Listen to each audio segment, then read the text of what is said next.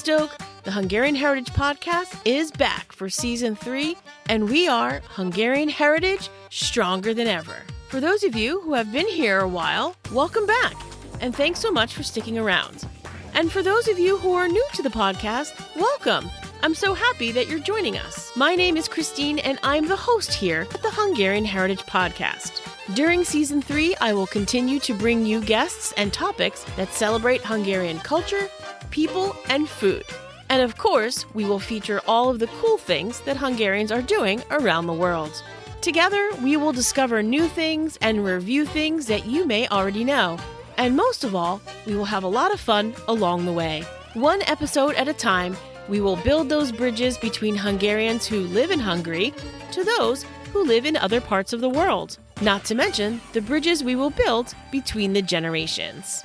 So, if you're looking to make that first connection to your Hungarian heritage, or you're looking to strengthen your connection, then you found the right place. Join me, and together we will connect your modern lives to your Hungarian heritage by expanding this Hungarian heritage community and making the circles of Hungarians around us Hungarian heritage strong.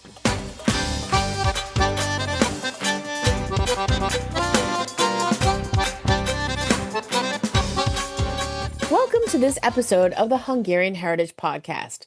Today, I am speaking with Barbara Taylor, and she's here to talk about attaining your Hungarian citizenship. Barbara has experience working with citizenship documents, and now she runs her own company, Hummingbird Citizenship, where she will assist you with every step in your journey, from the initial phone call to the final goal of Hungarian citizenship and passport holder.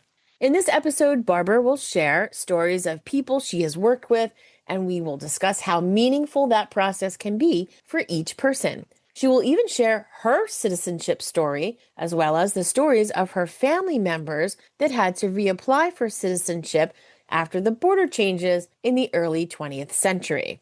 As if this episode wasn't already packed with great information and stories, Barbara will also tell us about her podcast, Citizenship Compass. Some of you may remember that I was a guest on her podcast last year where I discussed my family story and citizenship journey. Needless to say, this episode is full of Hungarian Heritage Strong stories, so stay tuned.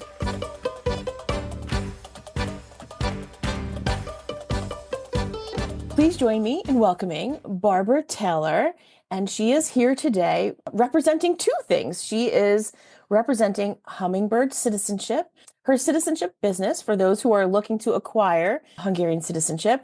And she is also one of the hosts at Citizenship Compass, a podcast that also talks about Hungarian citizenship and fun Hungarian things and fun Hungarian people. So Barbara, can I call you Barbie? Because I know you go by Barbie. Yes, Barbie. Okay. So nice to meet you, Christine. Hi. How are you? Welcome, Barbie. And for those of you who might be new here, I was actually a guest on Barbie's podcast a few months ago, and now she's here to tell me a little bit about her Hungarian heritage. So again, welcome. I'm so happy that you're here to tell us all of these great things today. Thank you, Christine, for having me. I'm so happy to be here and super excited to actually have this discussion with you. I remember our last time when we had our discussion and we had you on our podcast, and it was something that I still remember, and your story was really moving. So thank you so much for saying that. And, you know, a funny tidbit from the episode that I recorded with you is that some of my podcast friends made a comment. They said, wow, we didn't know that about you and your story. And I said, when I have you on as a guest on my podcast, I generally try not to dive too much into my own personal story because, you know, you're my guest and I want to feature you. And so they didn't really know all of the details of my Hungarian heritage. So that was a fun comment that people said to me about it because they got to learn a little bit about me. So we're going to do that for you now as well. So on the Hungarian Heritage Podcast, we generally start out with, tell us a little bit about your Hungarian heritage. Now, you live in Hungary, but you also spent a little time in the US. So tell me about that. Tell me what life was like for you growing up and when you lived where and all of those details. So that's actually a long story, but I'm going to try to keep it short as much as possible for everyone's sake. So currently, yes, you're right. I'm living in Budapest, and my family is actually scattered around. So we're not from, we call it mainland Hungary. I don't know if that is something that would make sense, like, Yeah. Budapest and present day, the borders, what you see as Hungary. It's not really where we're from. My family comes from Transylvania, and specifically a town called Marosvásárhely. So if anyone is from that region, they might be familiar with the Transylvanian way of thinking and why we say that we're not really from mainland Hungary. So I grew up with this kind of background and living in the US. So I was born in the US. It's something that I would say it's just something that you cannot, forget. It's gonna be part of you. So I'm also like this dual citizen, not just by passport, but also dual in personality, dual in like my background, my traditions. So it's something that you honor all your life, and it's the same with the Hungarians. So you cannot get rid of that either. Of course. Yeah, so my parents actually came after the communist era ended to Hungary to live in Budapest, and they even attempted living in Sweden. But as times changed and, like laws changed, they came back to Hungary. So they were kind of sent back. And 3 years later, they actually had an opportunity. My dad received a job offer, and that's how they ended up in the US. They lived in North Carolina, and I was born in Raleigh. So the journey started actually in my mom's belly because she was pregnant with me at the time when we traveled to the US. So it was an early journey to the US for me. And later, my brother actually was born also in Raleigh. And I lived there until the age of 6.5. So my early years were actually set in the US. Growing up, what might be interesting is that my background, so like the family, specifically what I'm meaning is more like grandparents. Grandparents also shape your life, and they have a big impact on you. And I haven't met them until the age of 3. So they were not part of my life. And at that time, we're talking about the early 90s. It's not something that you have that every day you just, FaceTime someone. So it's not part of your daily life. Maybe you have a phone call here and there, but it's not the same as you have it today with the video calls and everything. So for me, a lady called Barbara, who was our neighbor, was my kind of grandma, like my American grandma.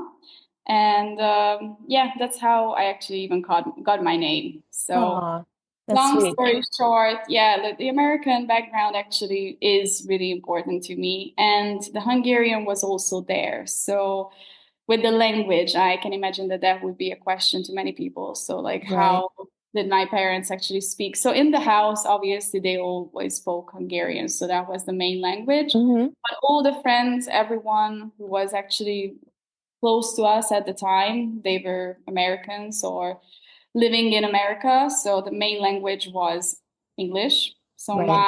yeah, so for me, I think it's like a bilingual upbringing if you think about it. Yeah, absolutely. So when your parents moved to North Carolina, they didn't move into a community of Hungarians, it No, seems. Right. no, not Okay. really. I mean, they had attachments to Hungarians. They Sure. even went to the Hungarian American club. There's always a club. Oh, okay. So you lived in the vicinity of Hungarian. So you had Yeah. access to some Hungarian Yes. culture, which is good. Yes, we did, and they even had some Hungarian friends. But I would say that most of the friends they were Americans. So it's Okay. not really that I didn't have, like a community of Hungarians and kids, specifically children. So that wasn't really my upbringing. Even I remember the kindergarten what I went to, there I was the only Hungarian in that Okay. kindergarten. So it wasn't really part of my life. But funny that you ask. Anytime that someone asked me as a kid, and I can remember that they asked me to, can you tell us something in Hungarian? And as a kid, you don't Yeah. really understand this kind of question. You don't distinguish Right. between languages, and I didn't even understand like what do they mean? What other language are you talking about? Because you are Right. just speaking something that you don't even know what's that other language. Yeah, so that's really interesting to think about that, how much it's shaping you in a way that you're not even aware of. Absolutely. So you had connections to some Hungarian friends and the club. Did you attend like some of the traditional Hungarian things like folk dance lessons or scouting? Were you involved in any of those types of organizations? Yeah. So at the time when we were living in the US, I wasn't actually part of any of that. To be honest, I'm not even sure what was the background of it, like if there Okay. was a specific reason. Right. Maybe because my brother was super young, so at that time maybe my mom didn't have the chance to, take me to these events. I remember that we went on like bigger celebrations, like Right. Easter, like there were some bigger celebrations, and then we attended. But within our household, obviously, we celebrated the Hungarian traditions. Of And also, course. my mom was like, cooking a lot of Hungarian Of dishes, course. especially, like the traditional Transylvanian spices using Oh, like the stuffed cabbage, tarragon soup and wow. palacsinta. I So, feel like this part of your Hungarian heritage story is an important thing to consider because most people think that when Hungarians immigrate to the United States, that they immediately move to an area where there are a lot of Hungarians and they're immediately involved in the folk dancing, the scouting, which is true for many because if you identify immigration patterns, usually people want to move to a place where they also have people that are like them. But that's not always the case with even with other people that I have interviewed. Sometimes because your dad, it was a job opportunity, you had to go where yeah. the job was. So that makes a lot of sense that, there might have been Hungarians around, but not necessarily like where the Saturday morning language classes or the folk dance classes. So you were able to um, maintain your bilingual Hungarianness at home. So your parents did a great job of making sure that they kept that for you and your brother because you didn't have those other connections. And that's definitely something that people that maybe aren't full Hungarian experience as well. Like they want to be closer to their Hungarian heritage, but they don't have Hungarians in their vicinity to attend things on a regular basis, but they will attend larger events like an annual Hungarian festival or like an Easter or a Christmas type of event. So Yeah, that's pretty. definitely. And now that you mentioned this, and to be honest, just thinking back about like how things actually unfolded for us, I think that because they spoke Hungarian, so that was the main language at home, this Mhm. was never a problem. And because of, having all the American friends, English wasn't a problem for me either. So I never really had an issue with this kind Right, of language issue. What I am aware of is more of like, cultural differences. That was a problem, not in the US when we moved back. right, So when they moved back to Hungary, I was 6.5 years old. And at that age, you don't really understand this kind of move. Like you don't really right, understand like, what does that really mean. Like that we're never coming back or we're not coming back right now. This is like a huge distance. You don't really get that. When we moved back to Hungary, we lived in Budapest, and I had to attend a kindergarten class for like 6 months or something, so I could actually join school next right. year. And I remember that I didn't really get the kids. Okay. So, especially because of the language, and you speak Hungarian at home, but that's a different Hungarian than what children speak, in kindergarten, and Right. slang, what they use. So I had some difficulties with that, or just the songs they sing and the games they play. So that was a bit of a difficulty, more of like a challenge.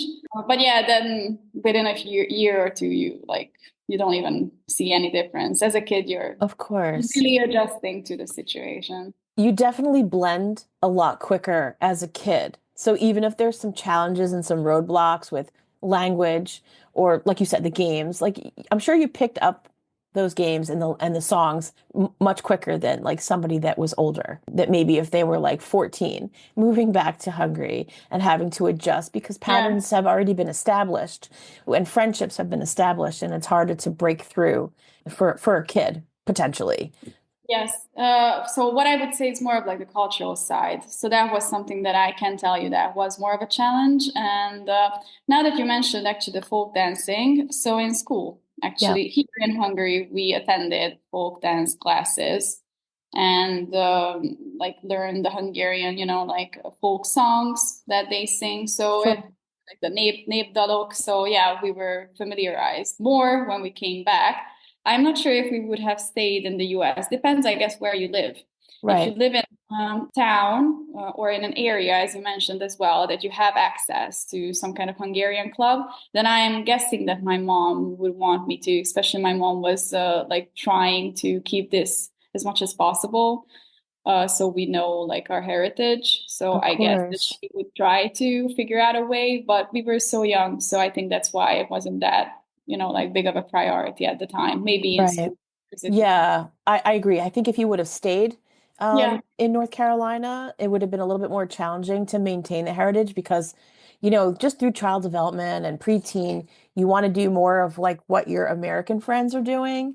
And like Mhm. there would be a little bit more of like a separation, not on purpose, but it would have happened. So I guess in your Yeah. case, it's lucky for you and your brother that your parents did move back to Hungary so that you can be involved in a little bit more of the traditional Hungarian folk dancing and just cultural things that you weren't able to participate in when you were living in the US.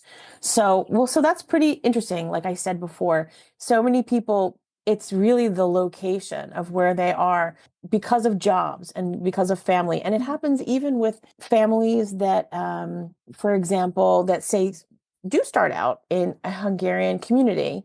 And then as I'm going to say decades go on and maybe they go through all of the folk dance classes and the scouts and just being a part of it, but then maybe they meet someone who isn't Hungarian, or maybe they take a job somewhere in the US that they're not close to a Hungarian community. And that connection to your Hungarian heritage, although you might have had it a very fulfilling experience growing up, it does start to dissipate. And I use the example of like when you throw like a pebble into like water and like the rings start to get bigger and bigger and bigger, and then you get further away from like that initial connection. So it's definitely a common topic, especially in the United States.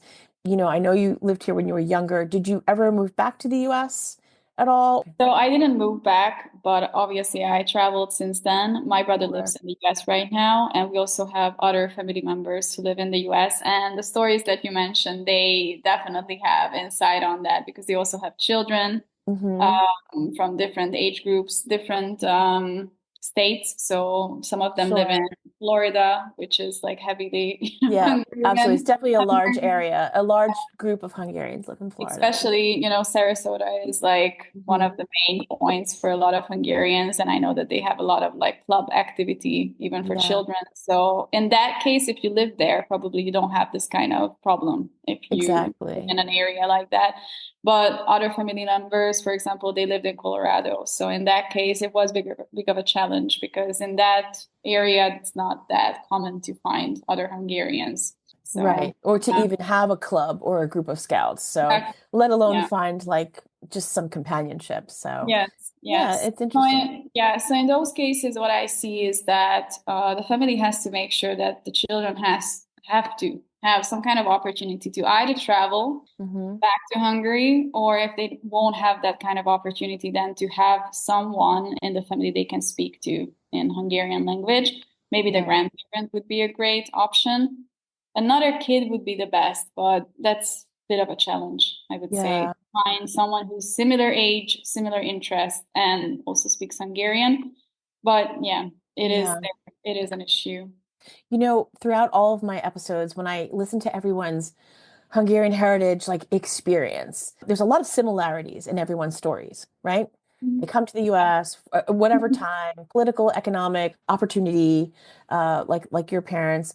And so there's so many common things about immigrating to the US. And then it all takes a turn. Everybody has their own little unique story, which I find fascinating. It's really exciting to listen to, the experiences of everyone, because you do see that common thread of wanting to maintain your heritage and the little challenges that each person has trying to do so, if they're even able to do so. So you live in Hungary now, and you said your brother lives in the US. And what about your parents? Are they back in Hungary or? Yes, so my parents live in Hungary, so Okay. they're not living in Transylvania. I also have my grandparents who live in Transylvania. So, Do you see them often? Go out. unfortunately, no. It's not that common that I visit nowadays, but in the Okay. past, when I was younger, actually, Yeah. we went, I think, main events like, Yeah. Christmas, Easter time, Sure. sometimes in the summer, especially for summer breaks. So it was pretty common. Also, we met our cousins. They also live abroad. So, yeah. It's very lucky now to live in the time that we live, to be able to, like, even just as right now we're communicating over a Zoom recording, just to have that technology, because my generation did not have that. So like my grandparents would say things like, oh, there's probably not even phone lines in the village yet because it's so remote from Budapest, or it would be difficult to find somebody because, and fill in the blank. And hearing you say that you have like family abroad here and there, it I feel like we're lucky now that we can communicate so easily.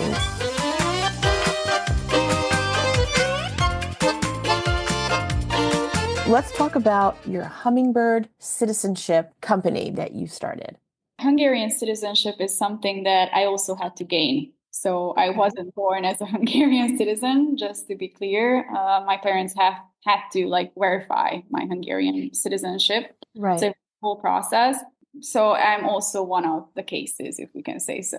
My parents were also a case, and my grandparents were also cases in this kind of sense. So in my family, everyone is either simplified naturalized Hungarian or verified Hungarian. For someone who doesn't know what that means, is that basically it's not given just by your birthright, or in my case, because I wasn't born in Hungary, you have to go through a process. So they verify your heritage, your Right. lineage, and that's how you become a citizen.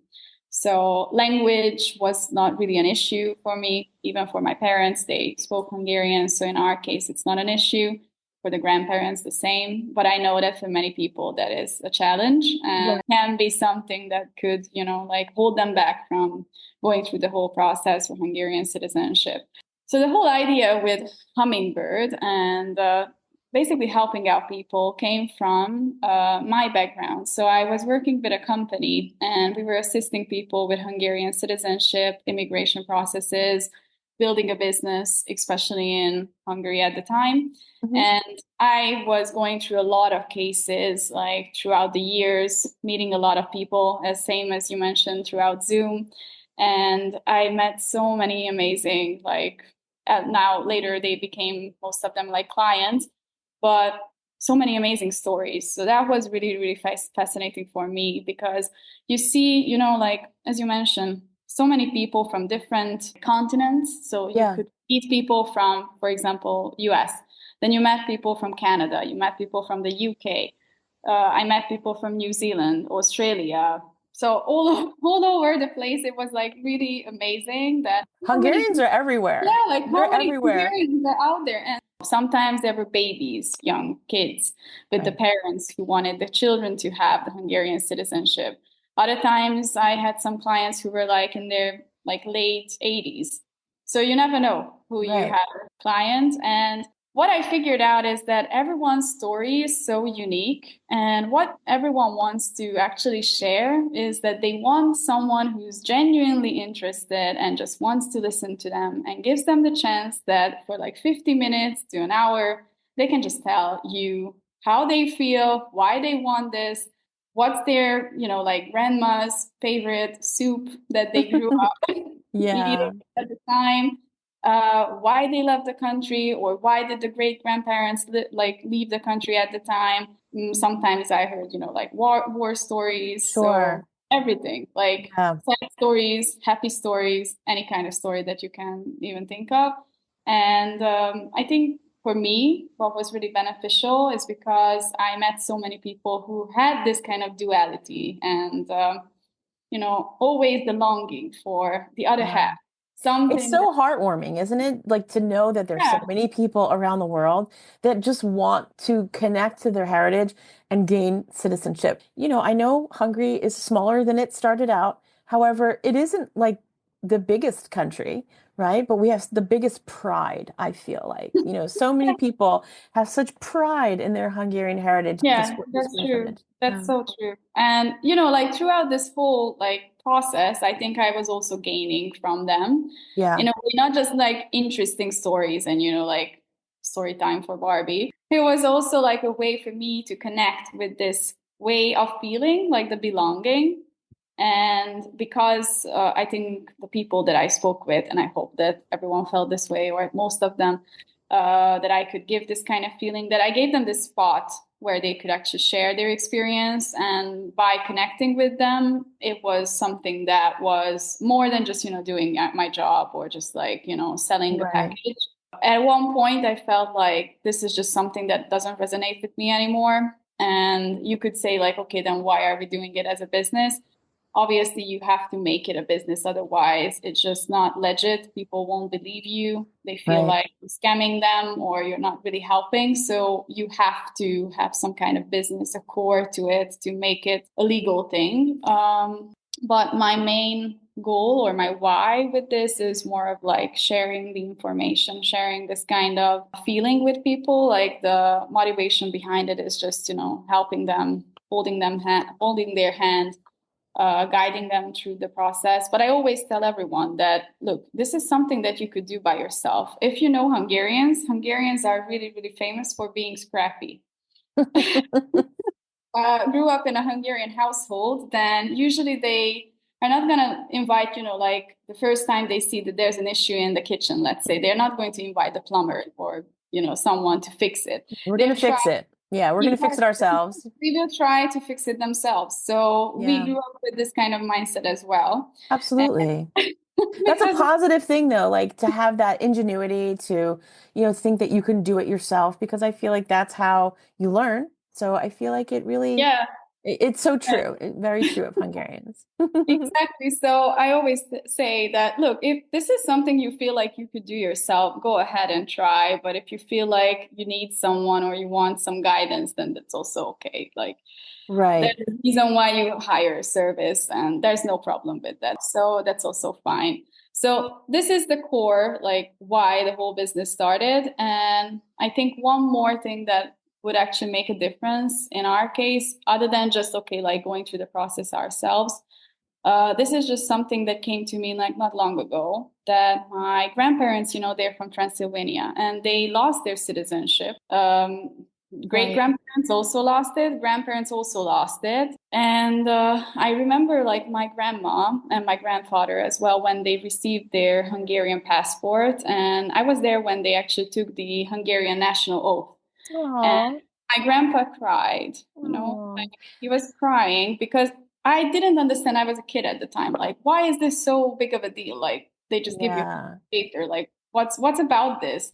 But now thinking about it, like all their life, they knew that they're Hungarians, but they never had a document to actually show it, or like an evidence that actually shows that I am this person, I speak this language, I belong to this nation. They couldn't have that. Yeah. I feel like as a kid, I'm sure it was definitely, well, like you said, why are they so emotional about it? But we also are super lucky to not have been involved in a lifetime of wars and having like our home taken away or the borders changing. Like, that's not what we're accustomed to, but that's what our grandparents lived through, Yeah. and possibly like your parents as well.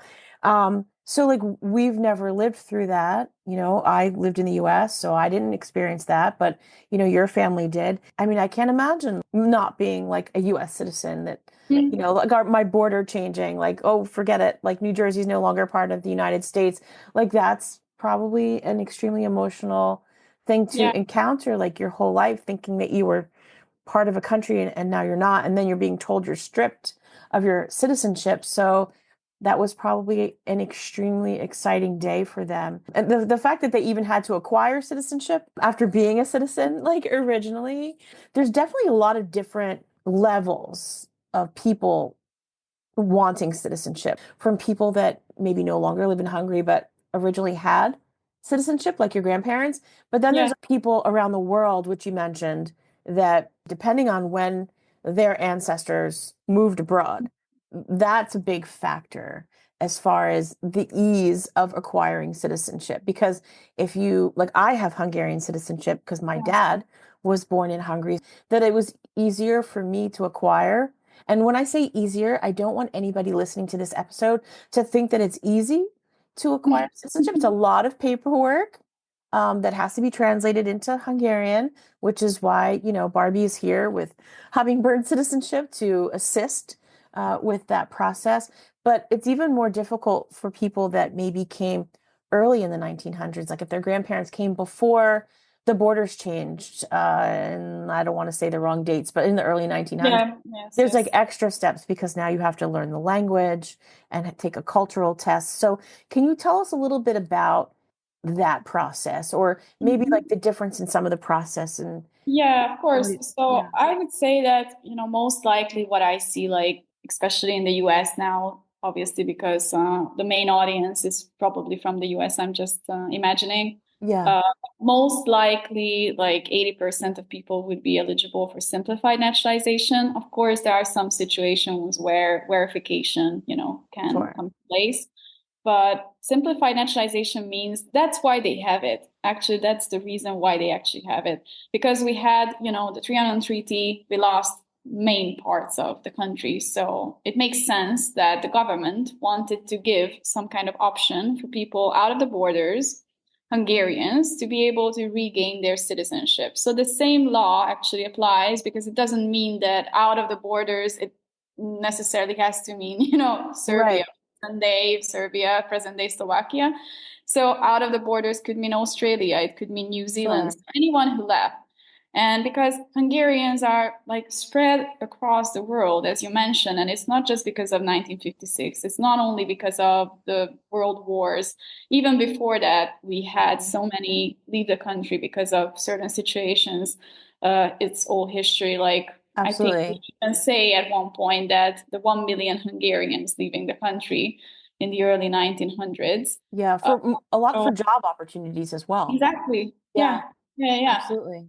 So if we think about it, we have so many people with Hungarian ancestry, so like the heritage ongoing, and many people, which is really interesting. What I see is that most likely around the third or fourth generation are super interested Yeah, to reconnect. And that's really fascinating from a psychological perspective as well, which really fascinates me from my own yeah. studies. Like, why, Right. why is this the time when everyone just wakes up and they decide that, this is something that I'm interested in? Yeah. I want, I've definitely talked about that a little bit. And it's also like a fascinating discussion that in the US, we're a country of many. Therefore, like you said, like a second or third or fourth generation realizes like, hey, I come from somewhere. And there's just such a big pride in the Hungarian heritage. So I've seen that a lot as well. Mhm. It's fascinating that people feel so connected. So when somebody is looking to acquire their citizenship and you probably have like an initial phone call, what are some of the things, like, can you give us an example of like what that would be like Yeah, for somebody? of course. So what I see is that a lot of companies do these, consultations, and we also have, you can call it a discovery call, consultation, Sure. chit chat, whatever you want to call it.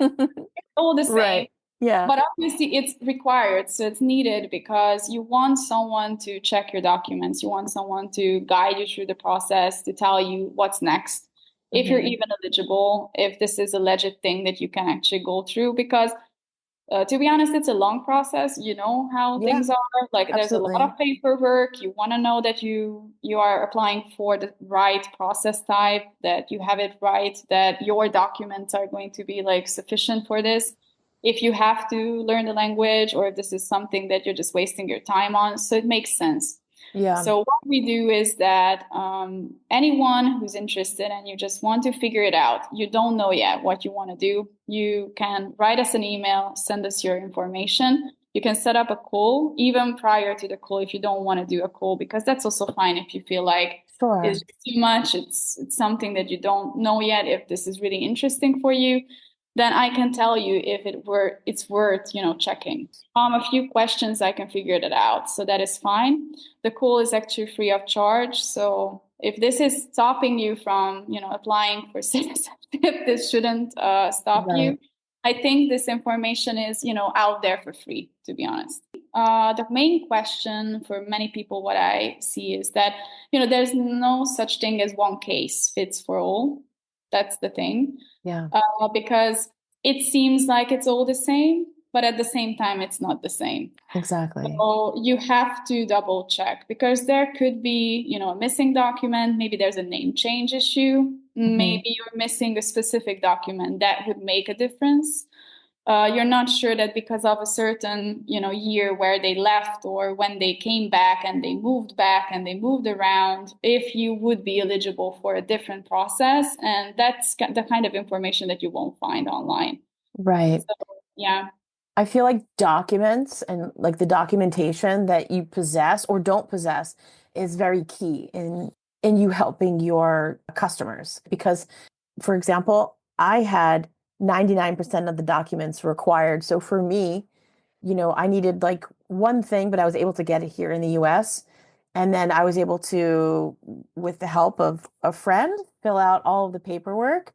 So that was fortunate, but I don't think people realize like how many documents you need. Like, so for example, I needed, because in the US, our documents have our parents' names on our marriage certificates and our birth certificates. So that was significant enough for me to, and I had all of my grandparents' documents, even their marriage certificate from the village. So like I had, and their documentation of when, prior to leaving, they had lived in Budapest, for a number of years. So having my grandmother was smart enough to, in that 24 hours before she left, to scoop up all the documents and go. But not everybody has that on their side. And that's the one thing. So the citizenship, which I know you would tell everyone, it could take a year. So like if it's initial citizenship, it takes about a year to acquire. But then you have to add on acquiring the documents. So it's not a quick process. It's a fulfilling process, but it's definitely not quick, especially if you have to verify documents and find documents. So that's why it's really important to hire someone like yourself to help in that process. Because if you don't have a good grasp of the language, which many people who might be seeking citizenship, they might not have a grasp of the language. That's like a whole different ball game. So I'm sure that Hummingbird Citizenship is there to help everyone do that.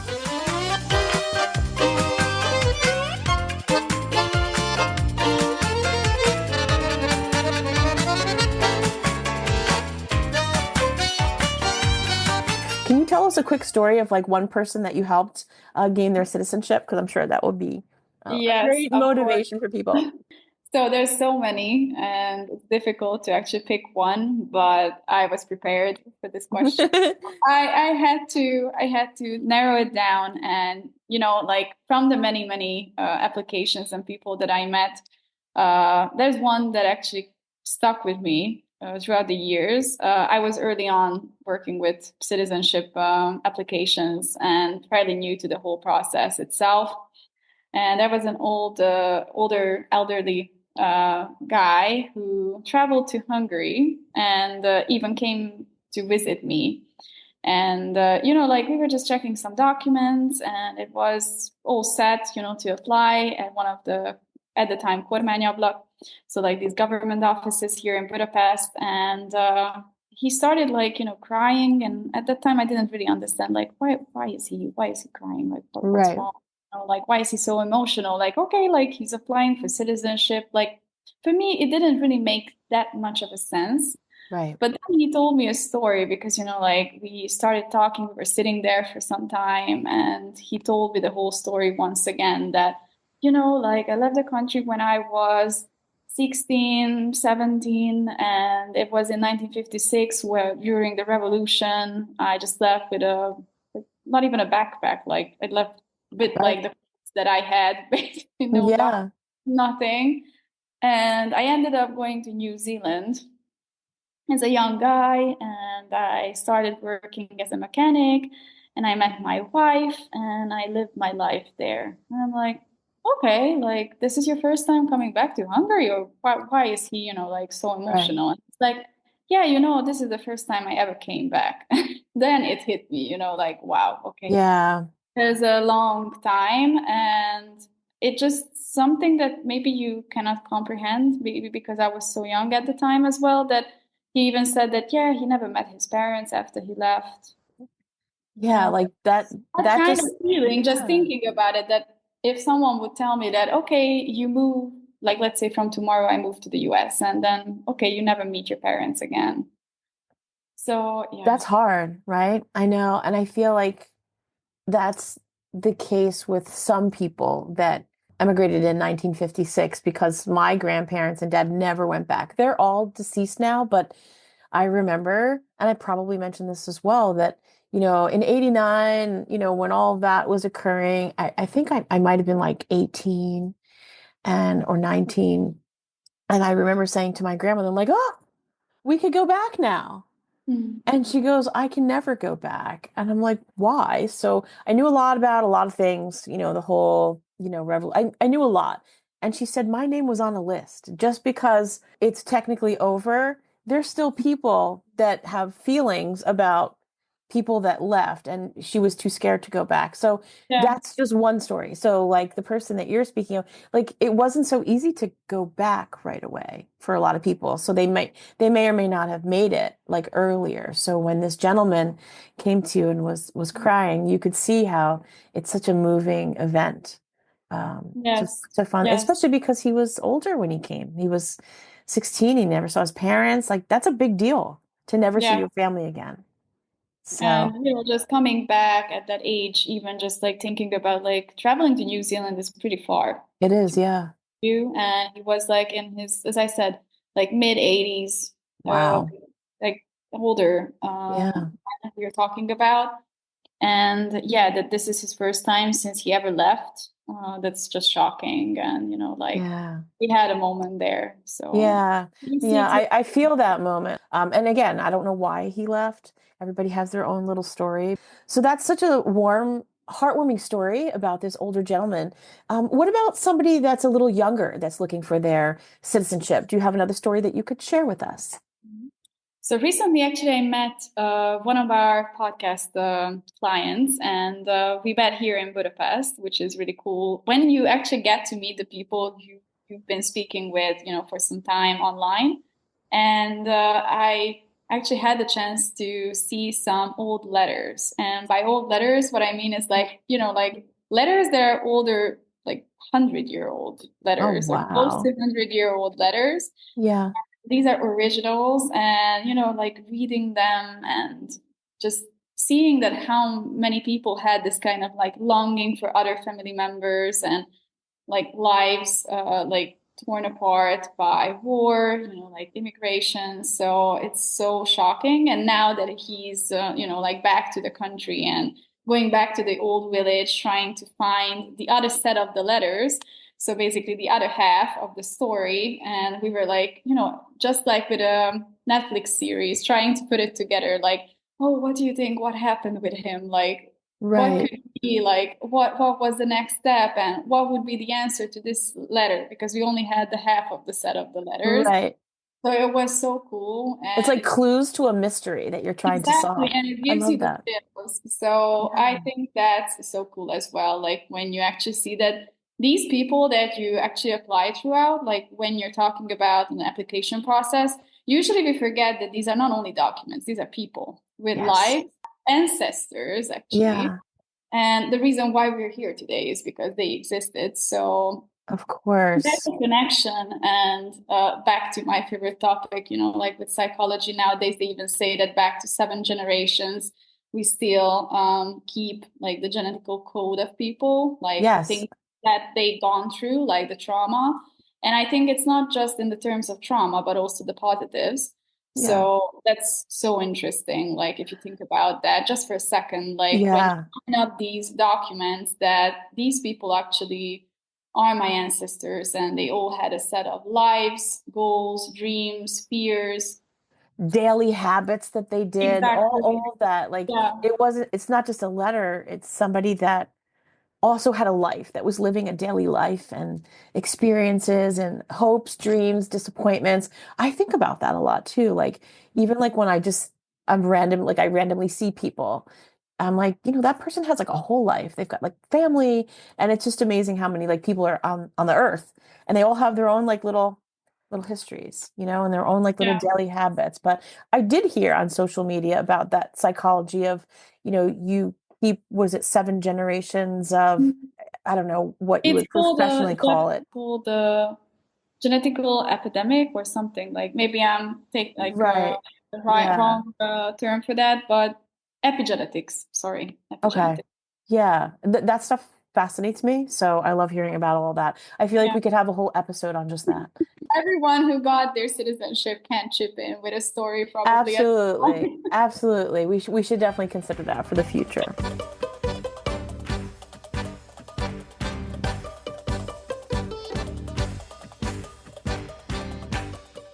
It's a very moving business that you have there, because you're hearing all of these stories of why people want citizenship, Yeah. because everybody has their own little story. So if people are interested in taking the first step, I will definitely leave all of Barbie's information for Hummingbird Citizenship in the show notes. But we have something else to talk about as well. You also have a podcast called Citizenship Compass.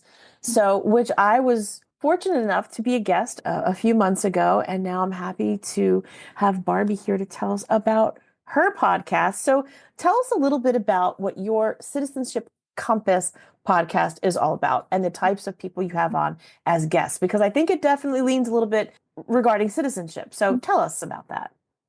Yes, so the podcast actually is the platform for like long format, like Sure. information and to connect with us as well. So people can actually see our personal side. Even with my brother, we have some episodes, and I have Absolutely. some personal friends who actually came to the podcast who lived in Hungary, and they share their stories. So it's also like an expat journey, or like my brother had his friends travel from the US for the first time, and they have their insights like on the Hungarian culture and traveling to Budapest.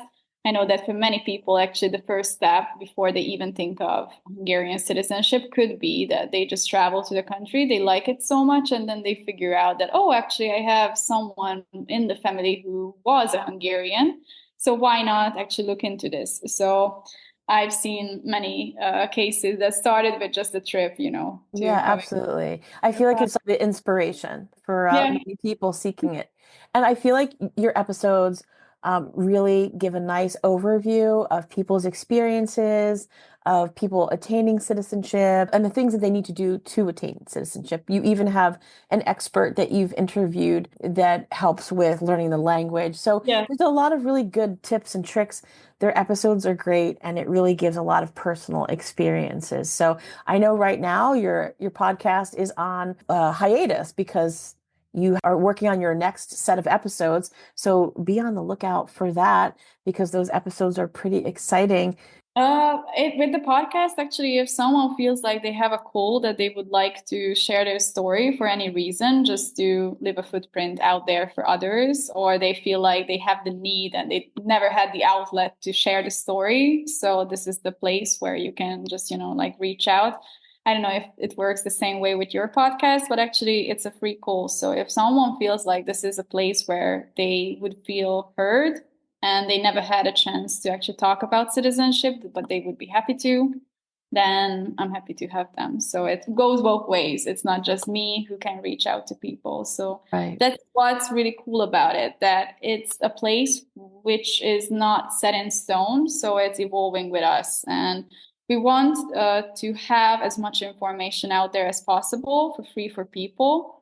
So if you're someone who's just like trying to figure it out, like you're trying to read all the consulate websites, but you have no idea how to even get started, you have misinformation here, misinformation there, you see like pricey lawyers, you don't know what to do next, then maybe listen to a few episodes and at least you will have some better understanding on the beginning, like Right. what it takes to even apply to Right. citizenship.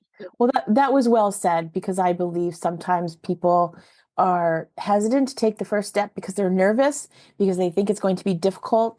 And I feel like if you listen to a lot of the episodes from the Citizenship Compass, you will realize that it's a warm and welcoming place, and that I do agree that people love to tell their story. So I feel like we have that connection between our two podcasts. It makes people feel relevant, that their story is also important. And everything that you've heard here today on this episode should make you feel more comfortable about reaching out to Barbie at Hummingbird Citizenship to get the process started. Like she said, the first chit chat call, discovery call, whatever you want to label it, is free of charge. So why not, give yourself a chance to find out how difficult or easy it would be to attain your citizenship, because there's just something to be said about having that dual citizenship, and everybody's story is different. So don't hesitate. You should definitely reach out to Barbie. So I will leave all of Barbie's information in the show notes about the podcast, about the Citizenship Company, and please reach out to her because I know she would love to hear from you. Barbie, thank you so much for being here today on the Hungarian Heritage Podcast, for telling us about your heritage story. Everybody's story is different, so I love to hear everyone's story, just like you do on your podcast. And hopefully we've inspired people to take the next step, because it is an extremely fulfilling step to take. So thanks so much for being here today. Thank you for having me, and thank you for sharing my story. It was really, really emotional for me as well to dive into the childhood memories, and I hope that I could help people, even if it's just a little spark of inspiration, that never give up on your dream. If this is your dream to have your citizenship back, then go for it. Give it a try. Yeah, that was a very warm and welcoming way to put that. I definitely got the chills. So you should definitely reach out to Barbie, because you clearly can see that she will give you that warm welcome when you reach out to her. Thanks again, Barbie. Thank you. Thank you.